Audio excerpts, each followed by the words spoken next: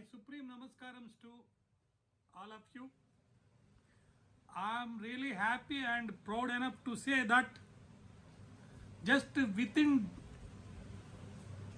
days of administering a oath of 9 judges in Supreme Court, in one go, the Honorable Supreme Court also recommended 68 names in one stroke for elevation as judges of the Honorable High Court.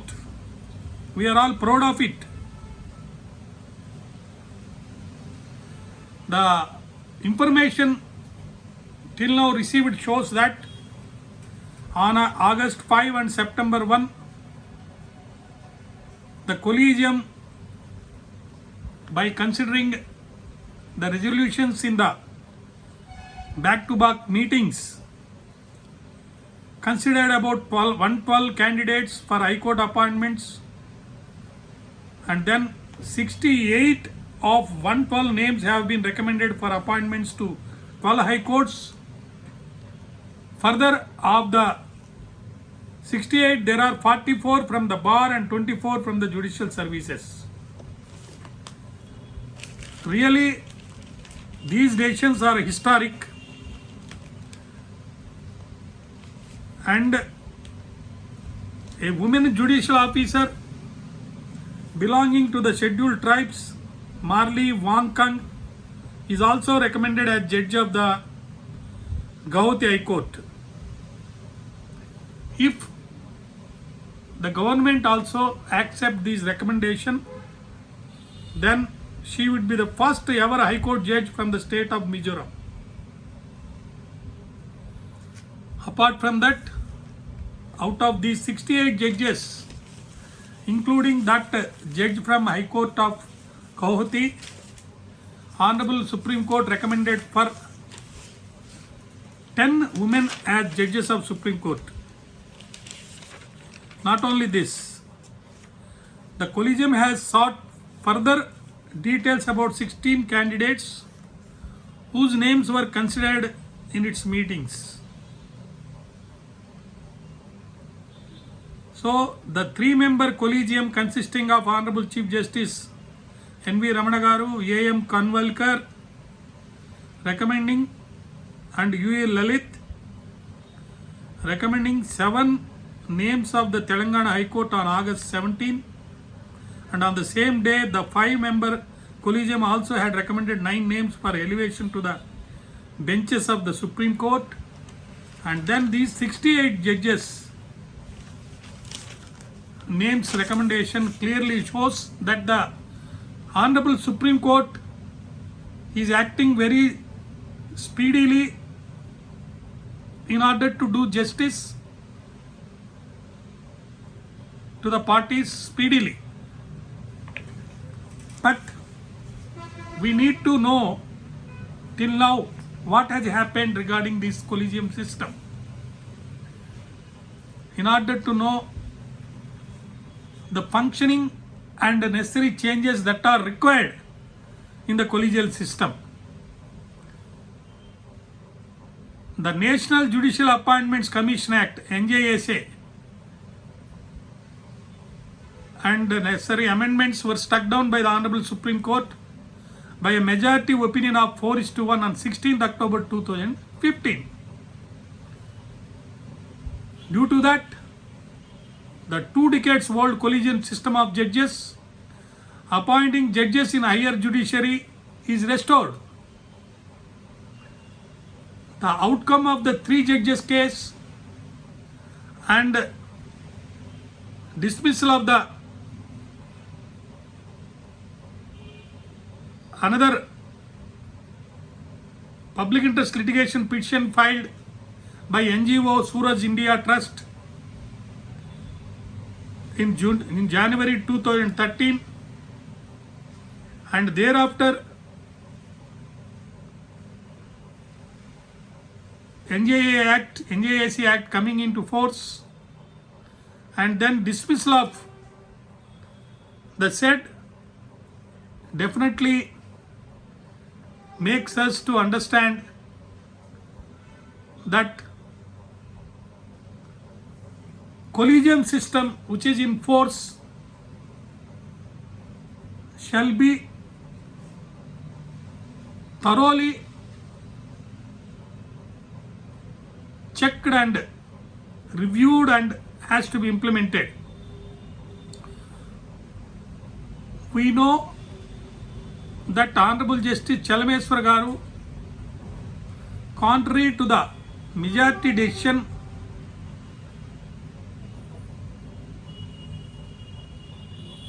holding that amendment, 99th Amendment and NJAC Act unconstitutional, observed and gave his decision upholding these amendments and NJAC Act. Due to that, what has happened? These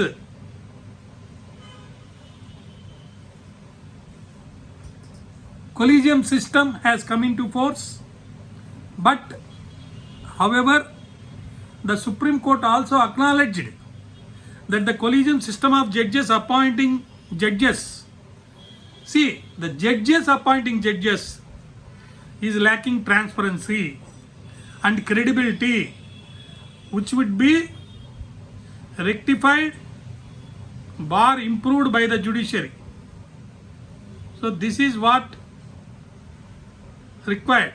How it can be rectified?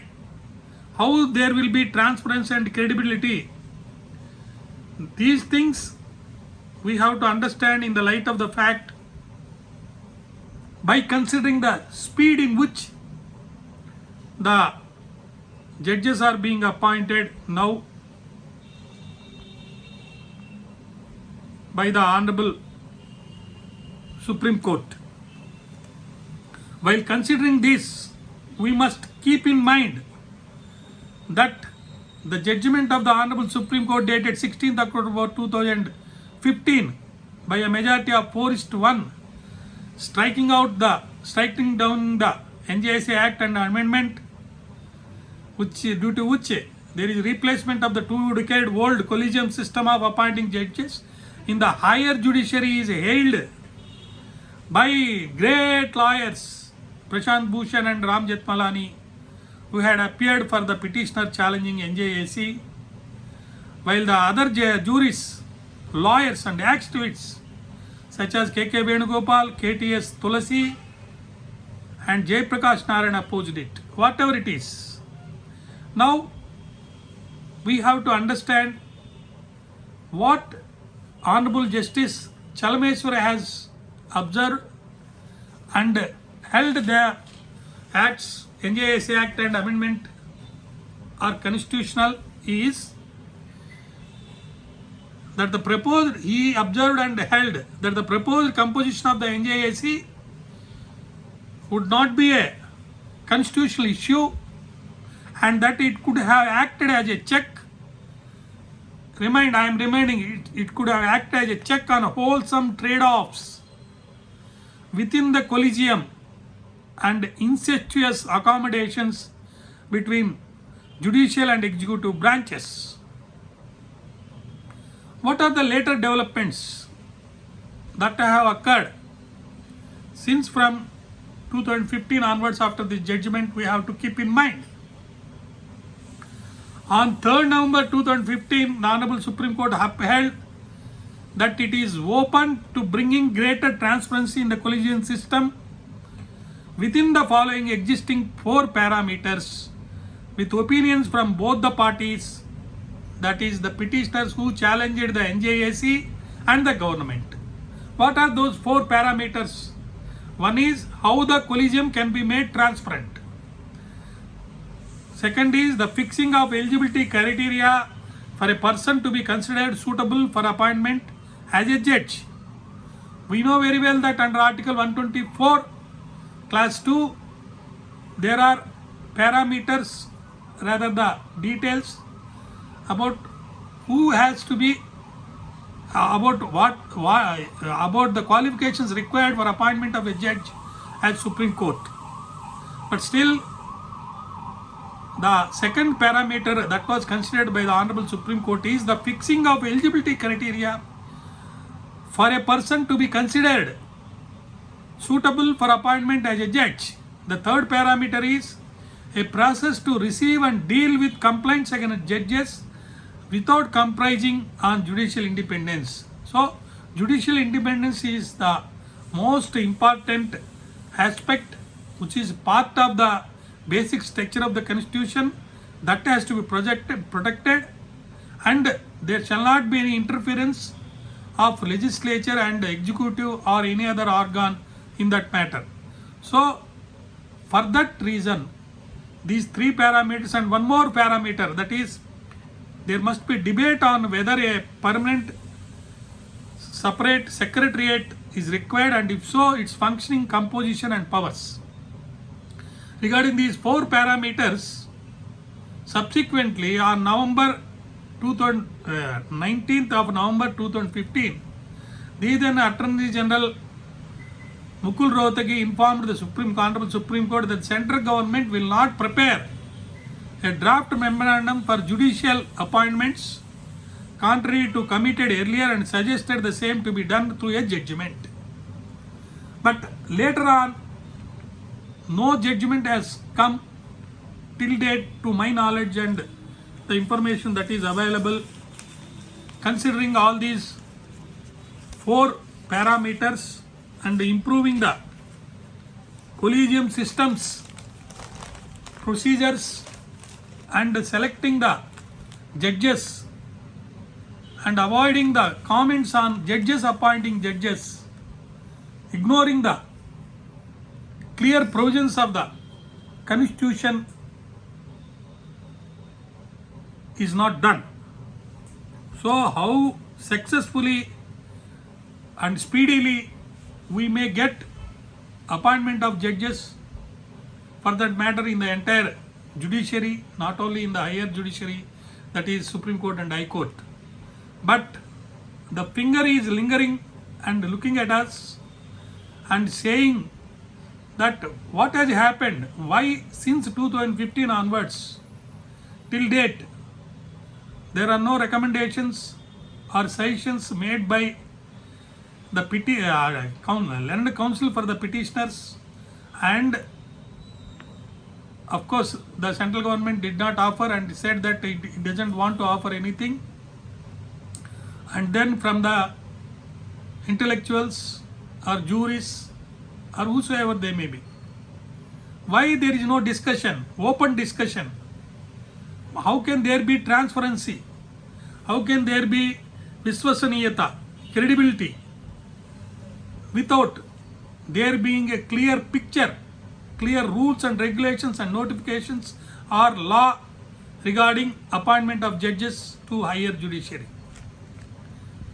So a debate must go on as Supreme Court ordained or directed to have a lengthy and clear view and process for appointment of judges, and that too by changing the procedure that is required to be followed after the Supreme Court has held that the NJAC is unconstitutional. So what we require to see is that the procedure that has to be followed by the collegium, or for that matter any other authority like All India Judicial Services,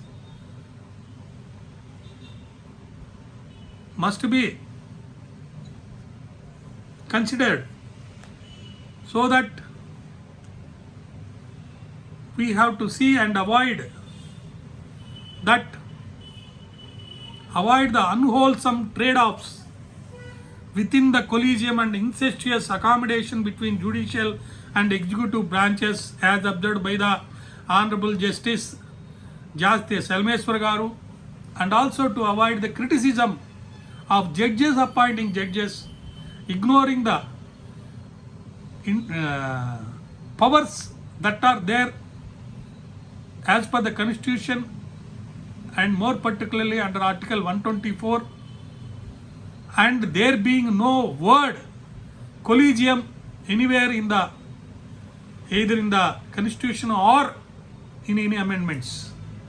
Let us hope that there will be debate in legal circles and also other circles, and then a comprehensive law will be there which will guide us and known to and will be known to all of us that the law exists, and in a democratic process judges are successfully appointed to the higher judiciary. The success of appointment of judges speedily may appear as required as we expected a medicine or vaccine for COVID-19 in order to have speedy and quick disposal of the cases. But at the same time, quality of the judges, not only the quantity of judges that are appointed, shall be protected, and transparency, accountability shall be there, not only in the procedure that will be established and followed, but also it must appear that it is done in accordance with law. With this, I hope in near future the appointments of the judges to higher judiciary will be done only after these 4 parameters are fully considered and decided, and a proper procedure is created and made as a law. Thank you.